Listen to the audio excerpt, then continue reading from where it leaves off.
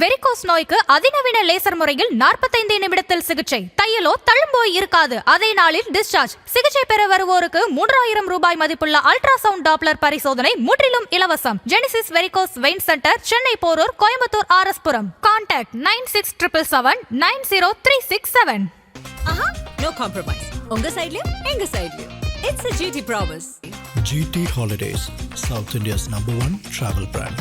பிப்ரவரி 14 திருச்சியில் தமிழக பாஜகவின் மிக பிரம்மாண்டமான ப்ரொஃபஷனல் கனெக்ட் கட்சியின் தொழில்துறை வல்லுநர் பிரிவு நிகழ்ச்சியில் பாஜக தலைவர்கள், துறைசார் வல்லுநர்கள் பங்கேற்று பேசுகிறார்கள். நிகழ்வில் பங்கேற்க QR கோடில் பதிவு செய்க. நாம் தமிழருக்கு எப்படி இருக்கு? நாம் தமிழர் கட்சியை பொறுத்த வரைக்கும் அது இயல்பாகவே தமிழ் தேசியம், அது ஒரு தனித்த ஓட்டு வங்கி. அவங்க உலகமே தனி. என்னுடைய பார்வையில் அவர்கள் உலகமே ஒரு தனித்த ஒரு உலகம் தான். அவங்க இந்த என் கதையில் நான் தான் ஹீரோ, நான் தான் வில்லன்னு சொல்கிற மாதிரி அவங்க யாருக்கும் போட்டி இல்லை, யாரும் அவங்களுக்கும் போட்டி இல்லைங்கிற ஒரு கற்பனையில் தான் இருப்பாங்க. வீட்டுக்கு ஒரு விஜய் இருக்காங்களா? அது வீட்டுக்கு ஒரு விஜய் இருக்காங்க. அது வீட்டுக்கு ஒரு விஜய் ஓட்டு போடுற விஜய் இல்லை. அதில் எனக்கு சந்தேகமே கிடையாது. நீங்கள் பிக் பாஸ் ஷோ மாதிரி இணையத்தில் ஓட்டு போட்டுக்கலாம், அண்ணன் விஜய்க்கு ஓட்டு போடுங்கன்னு சொன்னீங்கன்னா டிஎம்கே ஏடிஎம்கே விட ஓவர்லுக் பண்ணி நீங்கள் விஜய் ஜெயிச்சு வந்துடுவார். என்ன விளம்பரம் ஓடினாலும் வீட்டுக்கு வெளியில குப்பாண்டி வரதில்ல, அவன் விசில் அடிச்சு தான் 4 பேரை வெளியே வரும். சின்னம் பதிவாகுது, சின்னம் மக்கள் கிட்ட போய் சேருது இல்ல. இந்த இடம் உங்களுக்கு அதனுடைய வேல்யூஸ் விஜய் போகாமலே விசில் அடிச்சாச்சா, என் வீட்டுல என் ஒய்ஃப் கேட்குறா, குப்பை வண்டி விசில் அடிச்சா சொல்லுங்க, குப்பையை கீழே தட்ட போனோம், குப்பை வண்டி விசில் அடிச்சா சொல்லுங்க அப்படின்னு என் ஒய்ஃப் கேட்குறாங்க. அப்ப ஒவ்வொரு ஊர்லயும் அந்த சின்னத்துக்கு ஒரு அறிமுகம் இருக்கு. அவர் இந்துத்துவ பள்ளிக்கூடத்தில் படிக்கக்கூடிய பையன், ஒரு பாஜக ஓட்டு வங்கி உள்ள ஒரு குடும்பம், இந்துத்துவ பள்ளிக்கூடத்தில் படிக்கிறான். அந்த இந்துத்துவ பள்ளிக்கூடம் சொல்லும்போது உங்களுக்கு தெரியும், எங்கள் மாவட்டத்தில் இந்துத்துவம் கொஞ்சம் அடர்த்தியாக இருக்கும். ஓம் சக்தி பராசக்தி அதெல்லாம் அடிக்கடி உபயோகப்படுத்துகிற வார்த்தை. அந்த பையன் வீட்டில் போய் எட்டி பார்க்குறேன், அவன் ஆடிட்டு இருக்கான். ஓம் சக்தி பராசக்தி, திமுக ஒரு தீய சக்தி. நான் 5ஆம் கிளாஸ் படிக்கிறான், அவனுக்கு ஓட்டே கிடையாது. அவங்க அப்பா தீவிர பிஜேபி. அப்புறம் கேட்குறேன் எப்படி ஆடுறான், ஸ்கூலில் வேனில் பிள்ளைங்க சேர்ந்து பாடி ஆடி இருக்கானு.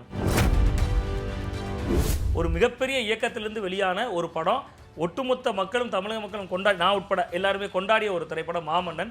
அந்த படத்தோட கிளைமேக்ஸ் காட்சி சொல்றேன். உதயநிதி ஸ்டாலினோட கடைசி படம், அவர் துணை முதல்வர் ஆவதற்கு முந்தைய படம். அப்படி நீங்க உதயநிதி வச்சு இல்ல கொடுக்குறீங்க இல்ல சார். அந்த படத்துல அவர் கடைசி சொல்லுவார், வடிவேலு சொல்லுவார், நீங்க வீட்டுல இருந்தே வீடியோ போடுங்கப்பா. விஜய் அதைத்தான் செய்ய போறார் இந்த தேர்தலில். நாம் தமிழராத அறிவார்ந்த உலகம், நான் சொல்லக்கூடிய அந்த உலகத்துல அறிவார்ந்தவர்கள் இருக்காங்க. இங்க அறிவார்ந்தவர்கள் இல்லைன்னு சொன்னா நம்ம சண்டைக்கு வருவாங்க. ஆனா இங்க ரீல்ஸ் ஸ்டேட்டஸ் எல்லாம் சக்சஸ்க்கு ரேஷியோ கொடுக்கும். கண்டிப்பா கொடுக்கும்.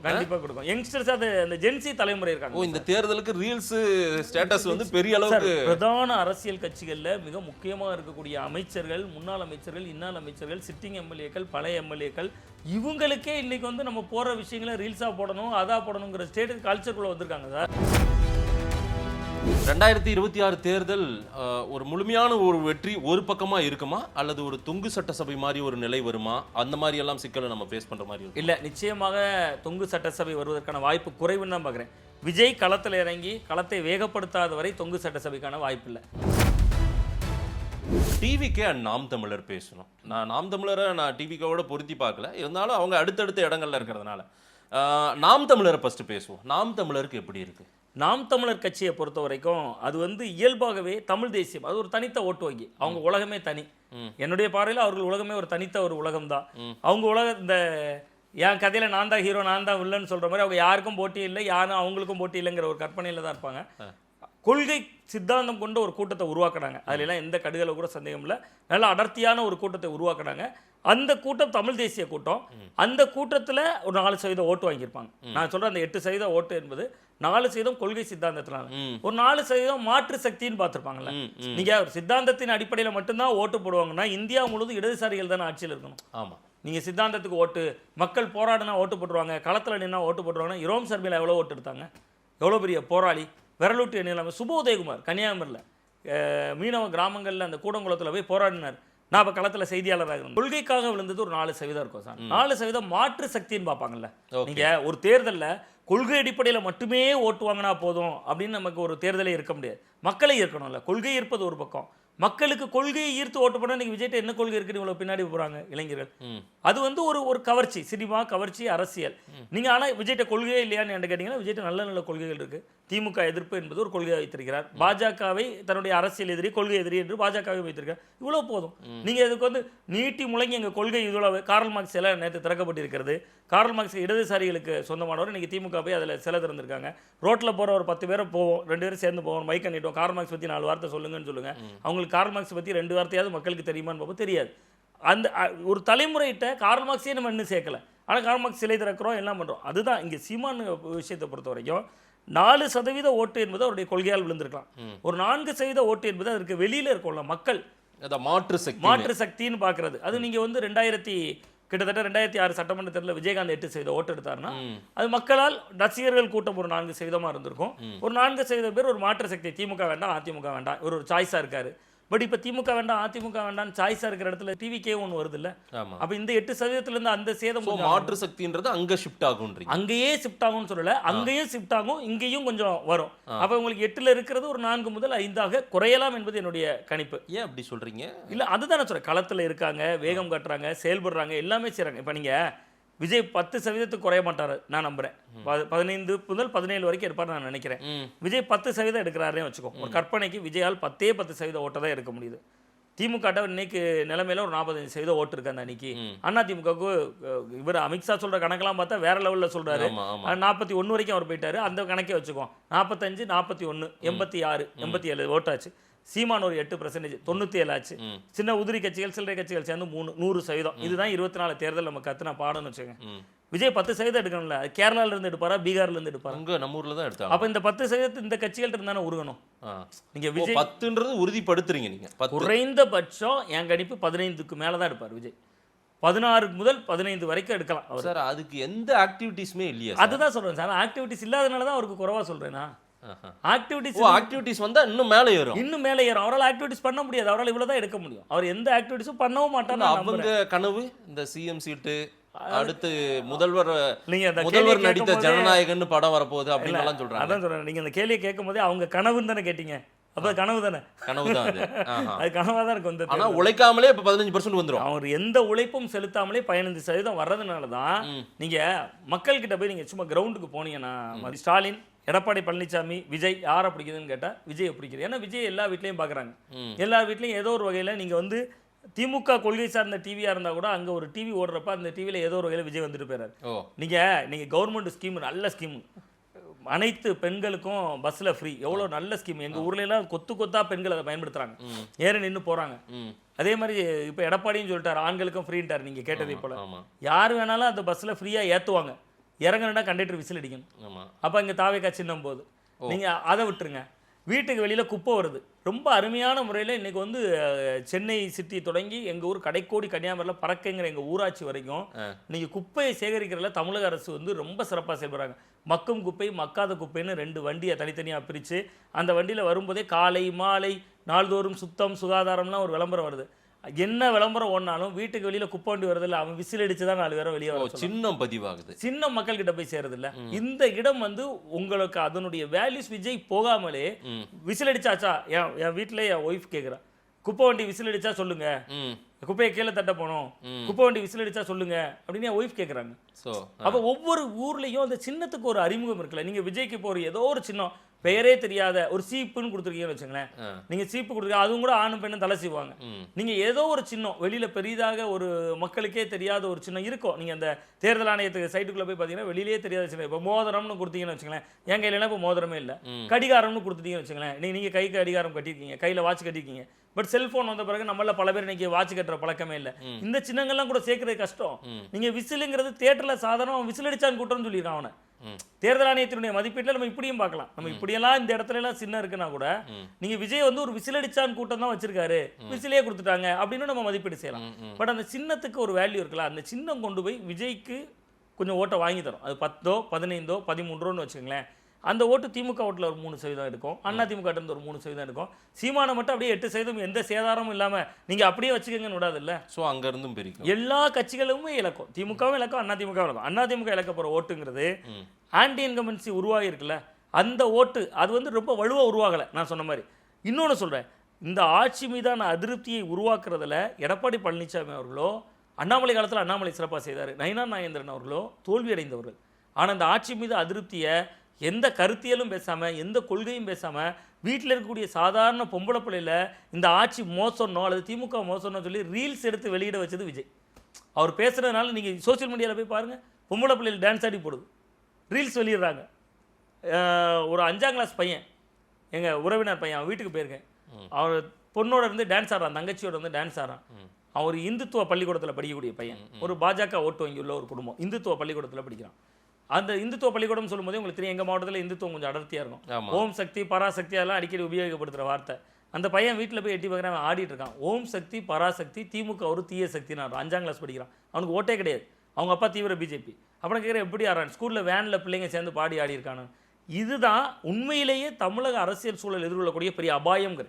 இங்கே விஜய் புரிந்து பேசுகிறார், புரியாமல் பேசலாம், அது அவர் ஸ்கிரிப்டை தான் பேசுகிறார், யாரோ எழுதி கொடுக்குறத வாசிக்கிறார், இது எல்லாம் சிக்கல் இல்லை. பட் கீழே ஒரு ஜென்ரேஷன் இருக்குல்ல, நீங்கள் இப்போ இருக்கிற ஓட்டு இது தேர்தல் இதோடு தொடர்புடையது இல்லை. இது அந்த பையன் 5ஆம் கிளாஸ் போய் ஓட்டு போட போகிறதில்ல.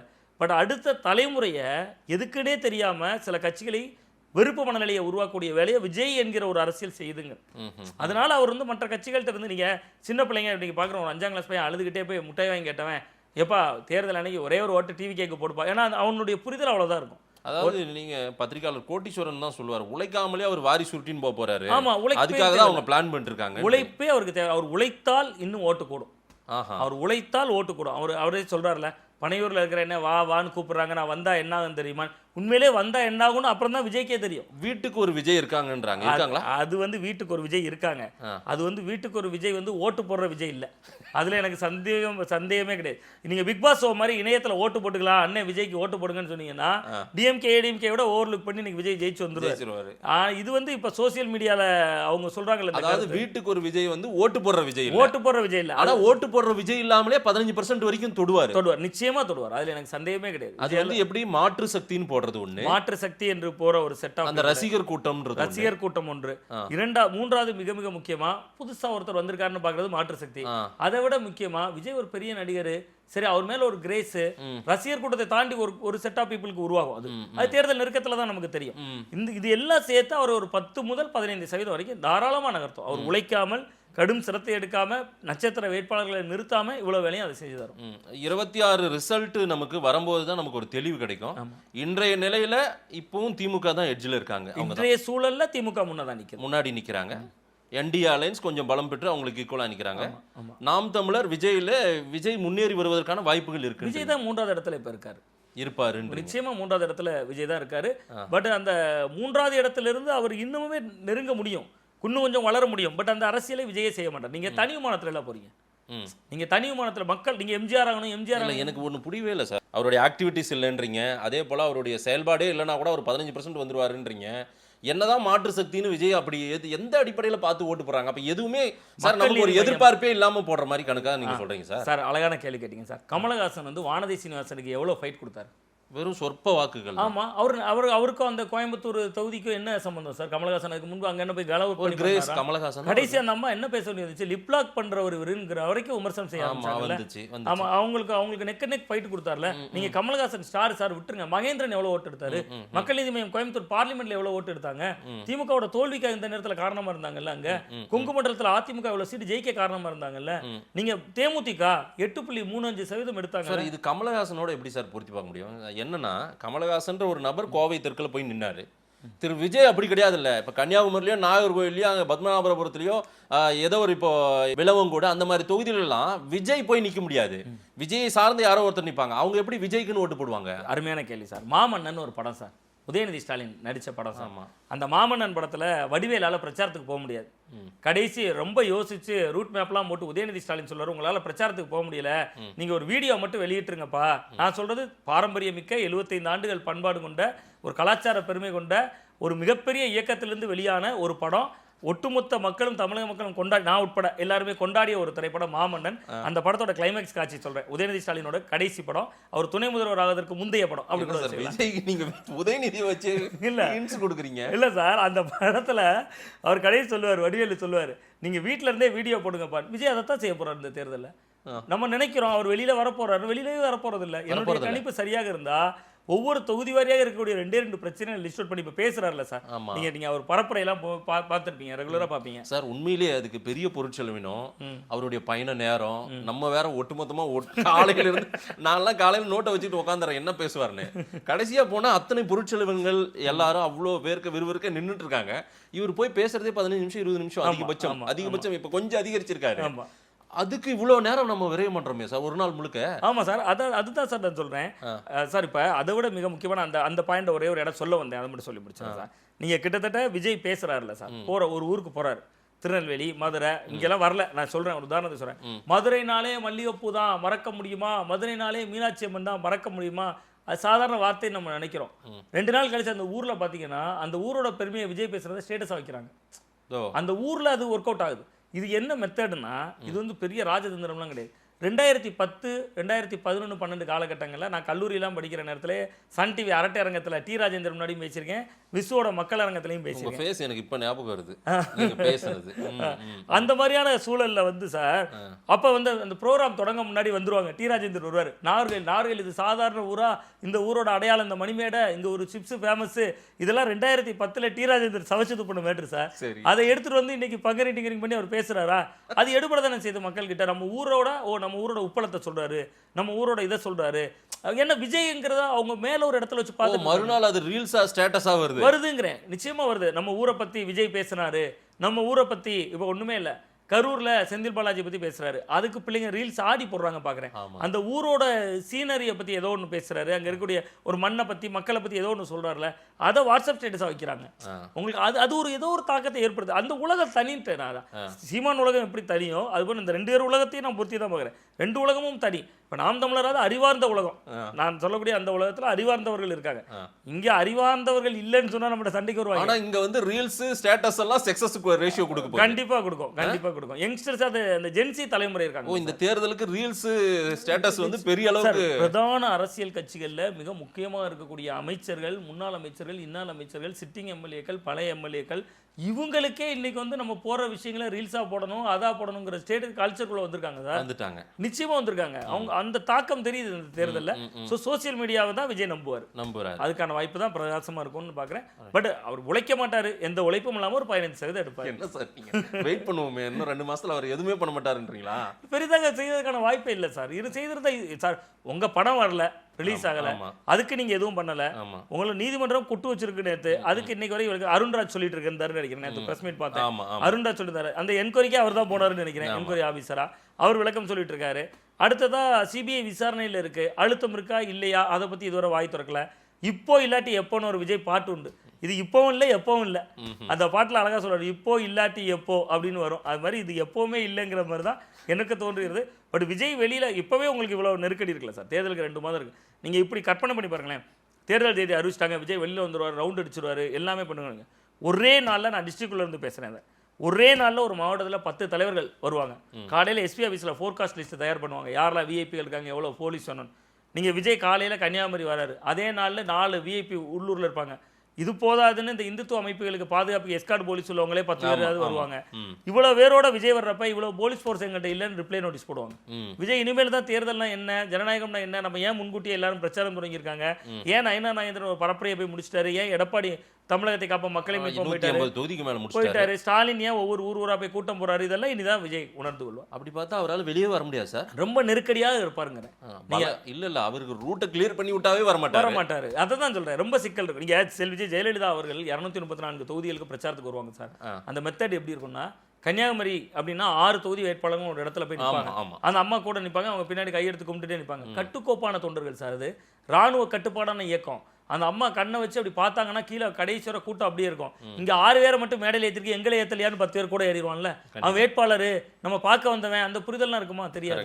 அப்ப நிறைய சவால்கள் இருக்கு விஜய்க்கு. அந்த சவால்களை எல்லாம் மீறி காலம் அவருக்கு ஒரு 15% தரும் நான் நம்புறேன். 2026 தேர்தல் ஒரு முழுமையான ஒரு வெற்றி ஒரு பக்கமா இருக்குமா, அல்லது ஒரு தொங்கு சட்டசபை மாதிரி ஒரு நிலை வருமா? அந்த மாதிரி எல்லாம் சிக்கலை நம்ம ஃபேஸ் பண்ற மாதிரி இருக்கும். இல்ல, நிச்சயமாக தொங்கு சட்டசபை வருவதற்கான வாய்ப்பு குறைவுன்னு தான் பார்க்குறேன். விஜய் களத்தில் இறங்கி களத்தை வேகப்படுத்தாத வரை தொங்கு சட்டசபைக்கான வாய்ப்பு இல்லை. தொங்கு சட்டசபை வரணும்னா அது விஜய் கையில் தான் இருக்குது. அவர் இப்போவே போகணும், களமாடணும், களத்தில் ரொம்ப உழைக்கணும், மும்முனை போட்டியை கூர்மைப்படுத்தணும். இருமுனை போட்டி தானே இருக்கு இன்னைக்கு வரையுமே. விஜய் வந்து ஒரு ஸ்பாய்லர், அதாவது நம்ம விஜயகாந்த் அவர்கள் 8% எடுத்த ஸ்பாய்லர் சொல்றோம்னா அது டபுள் ஆகுது, அவ்வளவுதான். அந்த டபுள் ஆகுறது வந்து நீங்க தொகுதிக்கு தொகுதி மாறிடும்ல. நீங்க ஸ்பாய்லருங்கிற அவரும் ஒரு 25% எடுத்துட்டாருன்னு வச்சுங்களேன், மும்முனை போட்டி ஆயிரும். ஒரு 10 தொகுதி அவங்களே ஜெயிச்சிருவாங்க. திமுக மாத்தி நிறைய இடத்துல ஜெயிச்சிருவாங்க. இது அந்த சூழல் இருக்காதுல்ல உங்களுக்கு. லீடிங்கை மட்டும் தான் குறைக்கும். இறங்கி வேலை செஞ்சா தொங்கு சட்டசபை வருவதற்கான வாய்ப்பு இருக்கும். ஆனா அது விஜய்க்கு லாபம் அமையாது. பட் விஜய் கவனிக்கப்படக்கூடிய இடத்துக்கு அதாவது ஒரு டஃப் ஃபைட் இருக்கும். அந்த மாதிரி நடந்தா நெருக்கடியை உருவாக்கும். எனக்கு தெரிஞ்சு அது இல்லைன்னு தான் நான் நினைக்கிறேன். அவரை நம்பி வாக்கும் கொடுக்க முடியாது நம்ம. அவங்க நாட்களே பார்க்கலாம் சார். நிறைய விஷயங்கள் நிறைய டீப்பா சொல்லியிருக்கீங்க. இதை மக்களுக்கு கொடுப்போம், அடிக்கடி பேசுவோம் சார். கண்டிப்பா சார். நேரில் வந்து நேரம் கொடுத்து பேசியமைக்கு நன்றி சுவாமிநாதன் சார். ரொம்ப நன்றி.